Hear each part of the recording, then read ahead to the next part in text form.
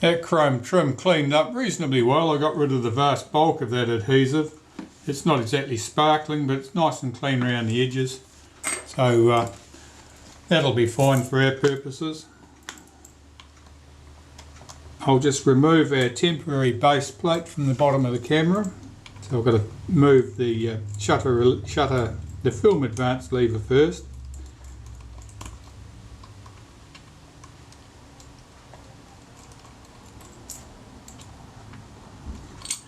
As with most of the screws on this camera, the heads are a little bit damaged from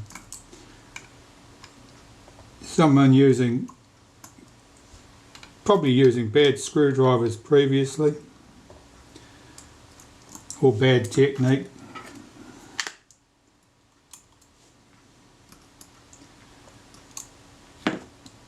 So I lift this off carefully. I don't want to lose this spring here for the capping plate, which of course was missing originally.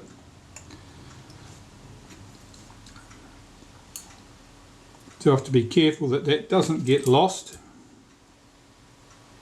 otherwise the camera wouldn't function correctly.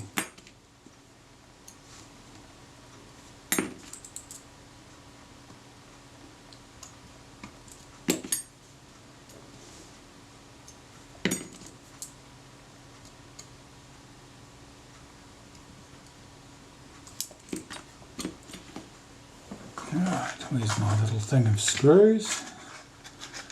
Here we have it. You have to be careful to be using all the nickel plated screws here, because we've got two of them which are chrome plated and belong to the top cover. It's not easy to tell them apart if they're all dirty. Likewise, it's not easy to tell them all apart if they're all sparkling clean from the ultrasonic cleaner. But the chrome ones have certainly got a different colour to them. The screws are all, the heads are all a little bit damaged.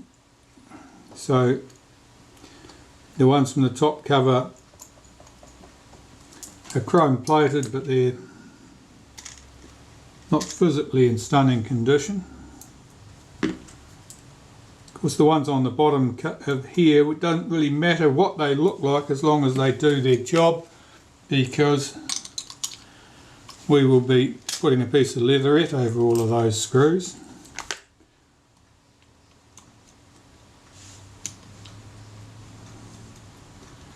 The problem with damaged screw heads is more than just a visual problem.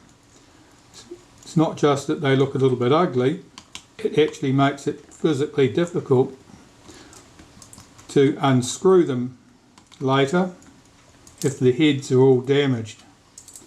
It's hard to get a screwdriver engaged correctly so that you can undo them, particularly if they're tight or stuck with a bit of lacquer or grease or corrosion. So our base plate's back on the camera, so we're part the way there now. I'll pop that piece to one side. Let's remove the temporary top cover, the one that I use while I'm working on them. I use this mostly to hold the meter in position so that the meter doesn't get disturbed and I don't lose the cable, the cord doesn't come loose from the drum. Here we can remove this bracket that was used to hold back the spring on the cam transfer shaft that runs across there. The front piece has that spring on it. It's got to be pre-tensioned. That bracket was used to hold that in place while I was working on the camera. Make sure that this flash sync wire is tucked in correctly, because at the moment it doesn't look like it.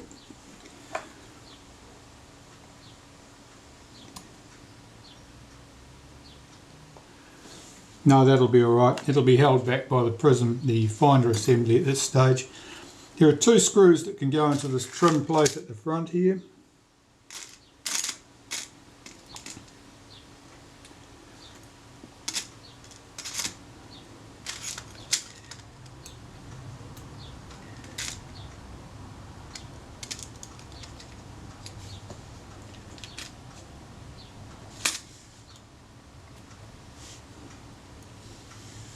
These two are comparatively unmolested, which tells me that whoever had them off to service the shutter at some stage in the past was probably not the same person who attacked the other screws,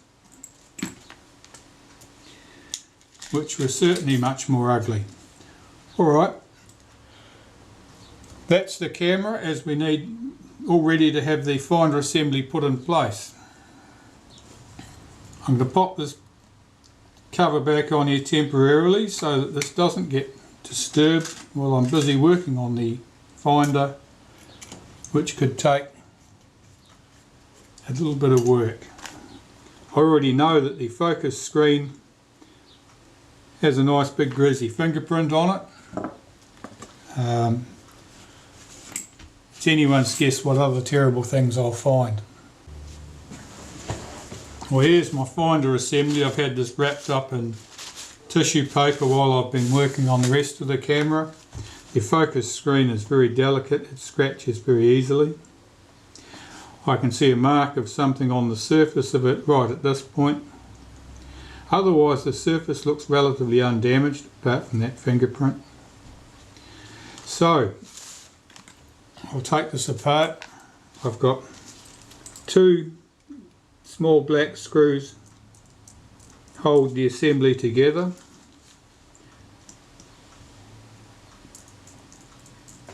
I think this prism is good enough to be useful, so I'm not planning on replacing the prism at this stage unless I lose a big raft of silver off it. There's one screw at the back holds that mask in place at the for the finder eyepiece. That's just a metal mask. That's a little bit bent. That's not uncommon. They're a bit flimsy and a bit easy to damage. Now we've got some tape around here, around these edges, used to seal against dust. I've just removed that piece at the back. Here's our prism has come off with the bracket complete, and you can see the tape there is just sort of loose. I've got to get that bracket off there because otherwise I can't get the prism tape back down. The prism is in reasonable order. Now I'll zoom you in a little bit here. See if I can, yeah, you can just about see it. There's a blob of something nasty looking sitting right on the glass there at that point. Well, right on the glass is better than right on the plastic because glass is easier to clean. So we've got two glass condenser lenses in here, a ground glass screen, and then the plastic element at the bottom with the split image finder in it. So it's all held together with some spring clips, so I'm just pushing them loose from the housing at the top, and they'll either have 2 or 3 of these spring clips depending on how things went.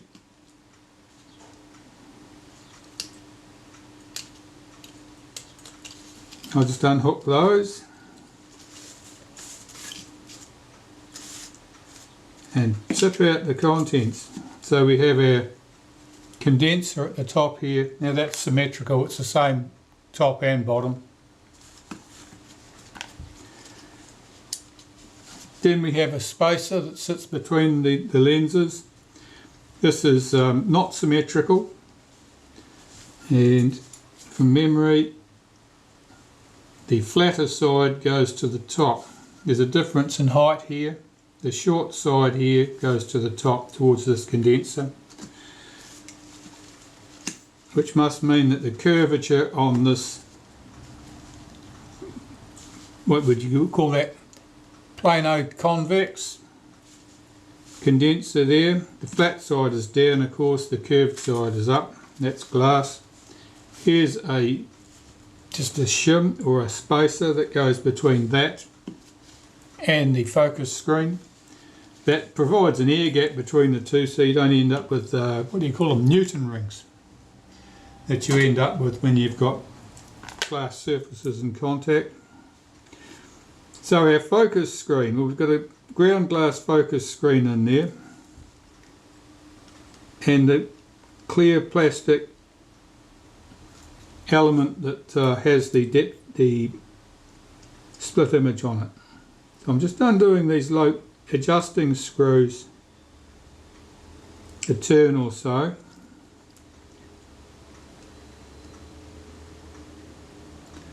These are lacquered in place, or were once upon a time. They don't appear to be lacquered in place now, so that means that somebody's probably done this before me. Those screws are small and they're very short. They're a bugger to get back in place. That should be enough to loosen it. I'm using a wooden toothpick and I'm just pushing that screen down lightly in the corner, not in the middle. So if I leave a mark, it won't be obvious. We can take out these two components. The ground glass looks quite clean.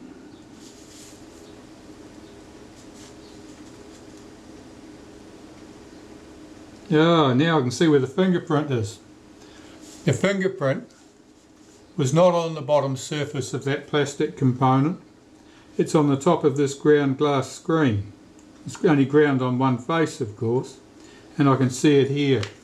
So that's the part, so that means someone had the prism off and put their finger on the ground glass screen from the top, not by putting their greasy finger through the front of the shutter, as I suspected earlier. Alright, so those components are apart. I've got to turn my attention to this prism. I want to lift this bracket off the prism without losing all my silvering. And it depends how stuck it is.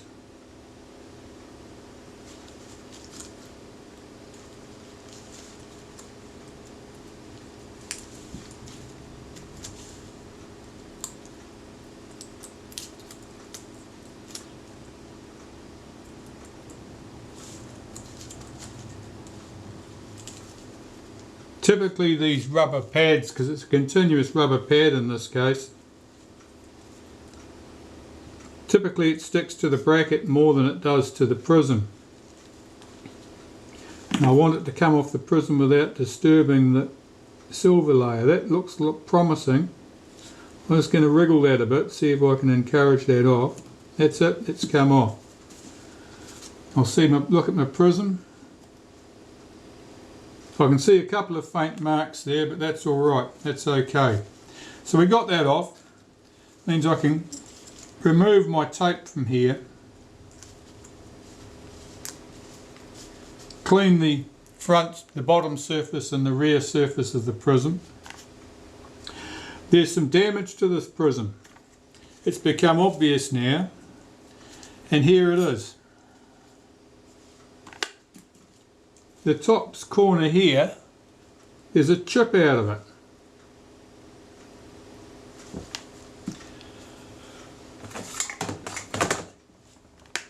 The top cover shows no damage at all at that point, so that tells me that this prism was probably dropped while it was out of the camera.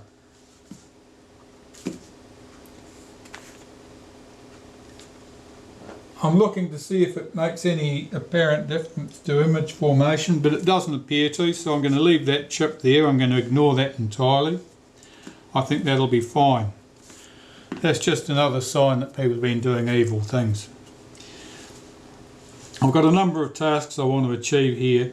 The first is all those yellow marks you can see there on that thing.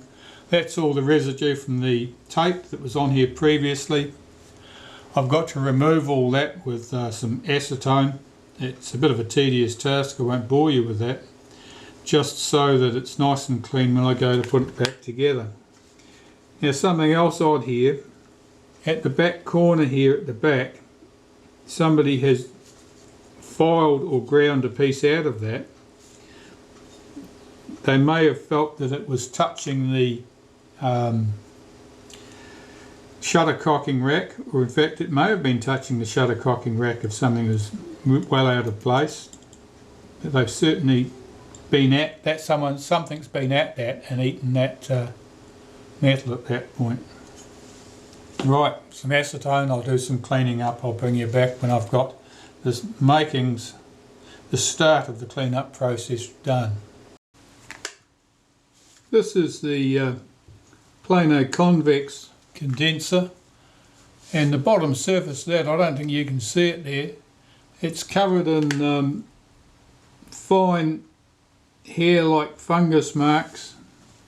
I would say much the same as the mirror was in this particular camera. So the upper one just had that nasty brown stain on it, which cleaned away pretty much. This one could be more work. I'm just going to back these little adjustment screws out until they're pretty much flush with the inside of the case to make it easy to fit my components back in here. These screws bear against that plastic lower component, the one with the split image rangefinder part.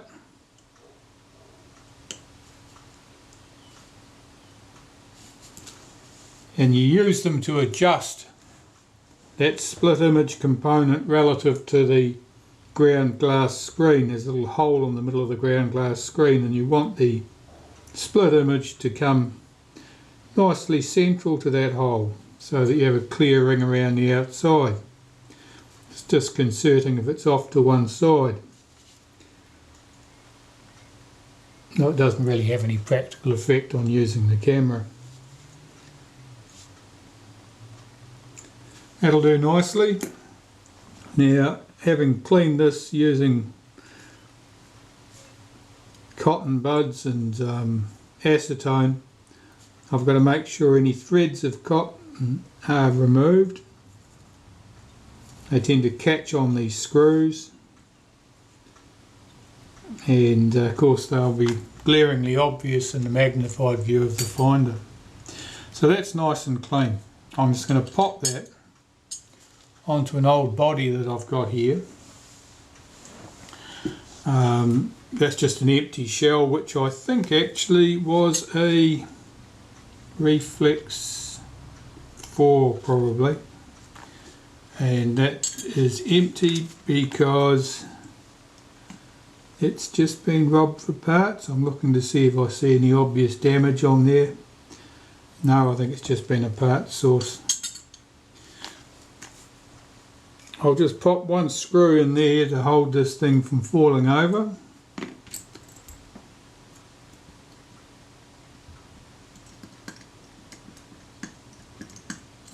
That's good. So our plastic component, I've got that here. It's just back from the ultrasonic cleaner. That plastic is very easily scratched, so I don't actually touch the surfaces with anything, not even a cotton bud. I just put it into this bulldog clip, this paper clip, which has been modified so it doesn't have quite as much stretch as it spring as it used to, and then I can put it in the ultrasonic cleaner and clean all the rubbish off it. I'm just checking to make sure I know which way up it is. The plain side should be down. You can see on the ends of this where the screws for adjustment were, there towards the front edge. Plain side is down. I can put that into place, and I'll just make sure that it sits correctly. If you're touching any of these components, do it with something that won't scratch the surface, and do it in the corners where it won't be obvious in the view that somebody's done something awful, in which if you leave a mark. Just make sure I blow any loose dust off. And our ground glass screen, which goes ground side down, shiny side up. that's held in place by these little spring tabs, so it has to be pushed down into position, and I'm inspecting it now to see if there's any obvious dust inclusion between the ground glass surface and the plastic component below it, but it looks good.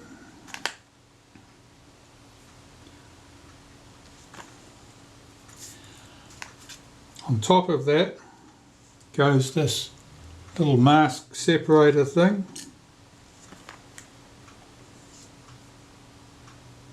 On top of that goes our plano convex condenser lens, flat side down. Now I've got 3 clear or glass components or plastic components in here now, so 2 places dust could collect, so I'm checking that very carefully to see if there's any sign of any problem, but that all looks good at the moment.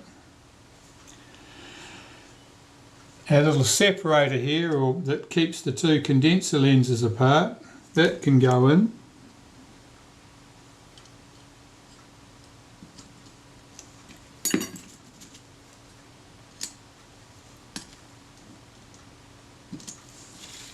Now that's not quite clipped into place properly. That's better.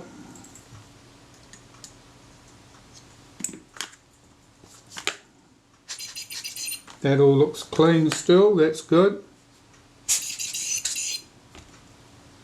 Our other condenser lens, now this is a bugger to drop into place. It's very difficult to get it to drop in square. Oh, it's gone in.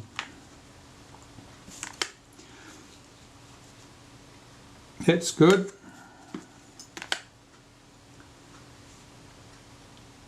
And these spring clip arrangements,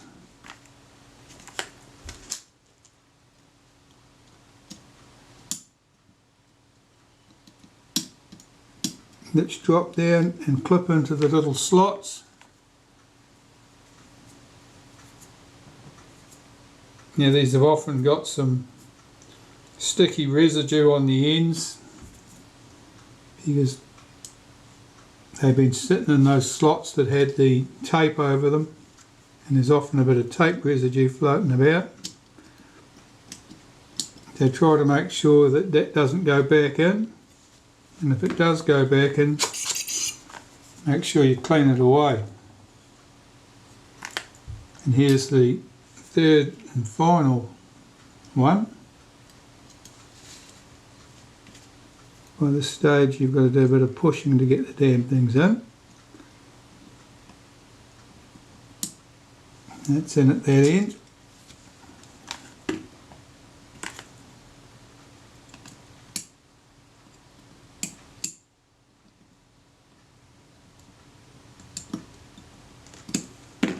That's it.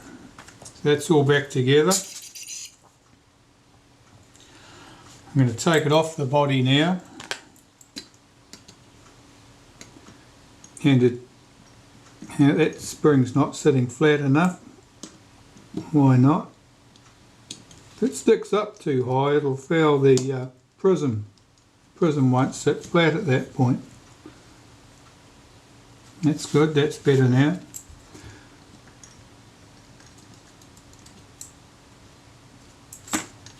Got to do up my adjustment screws around here to get the prism, you can probably just about see that, centered in the middle of that hole in the ground glass.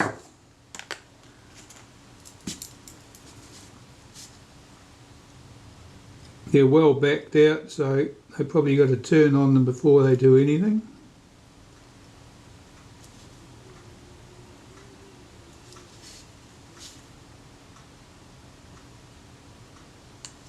I've got to move the prism down that way a considerable amount by the looks of it.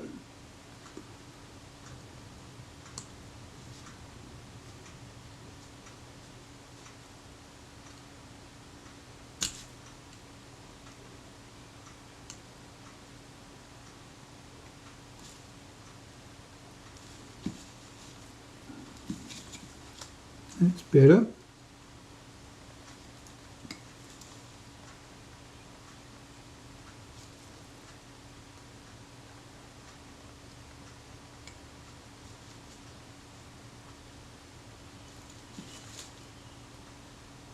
That looks pretty good.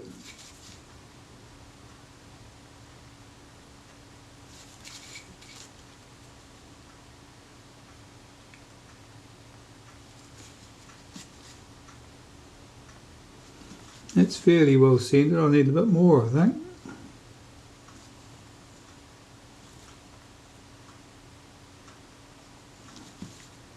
That'll do nicely. Just make sure all the screws are done up to take up any slack.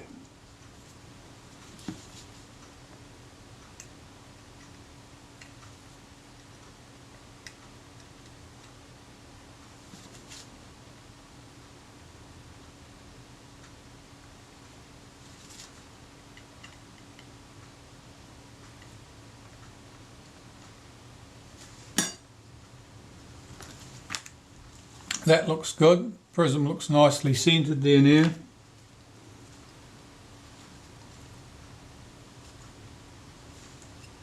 And I will pop that loosely back in that old body I'm using. Just because there's a handy stand to put things in. And put a screw in there to hold it.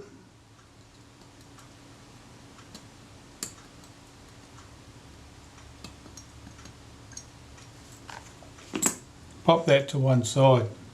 I forgot to clean this prism up.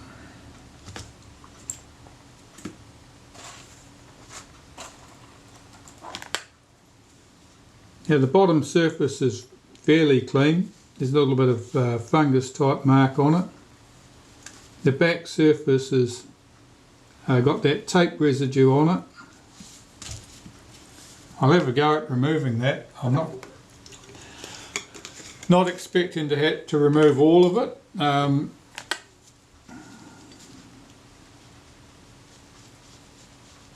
But I'll reduce the amount that's there.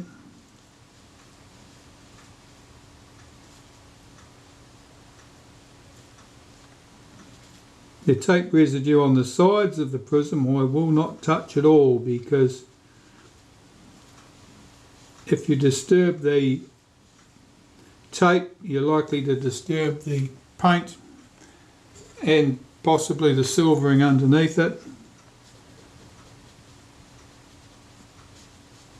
and that would be counterproductive.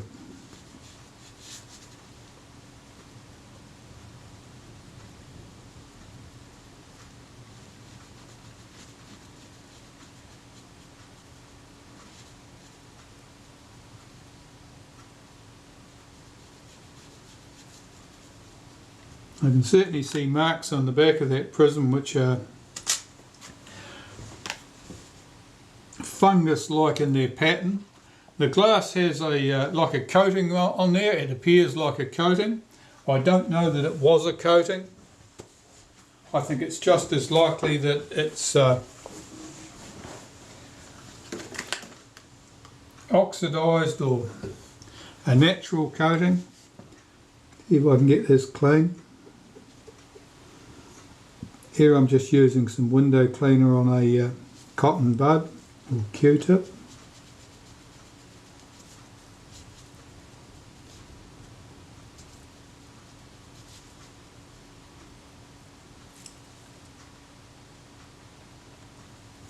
It looks quite good. I'll see if I can get rid of that tape residue. I think that's a bit annoying. Our mask goes on the back here and covers virtually all of that. This little piece down here annoys me, so I'll see if I can get rid of it.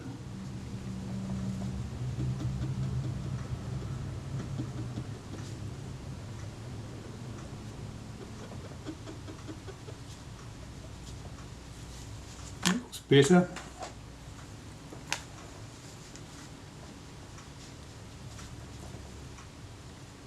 That's much better. Now the bottom surface, I'll just do that with some window cleaner.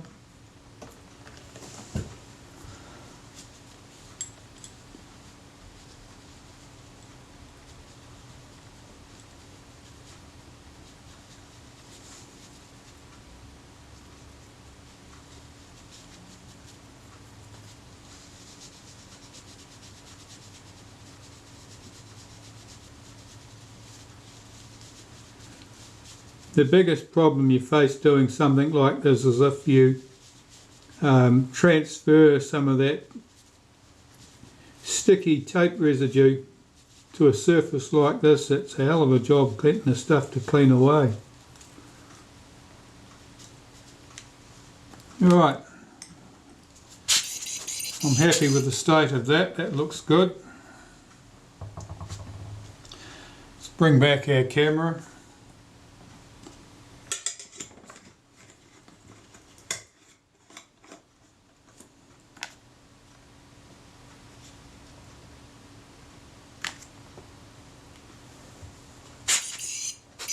Blow any last residue of dust off that thing, and our prism drops into place.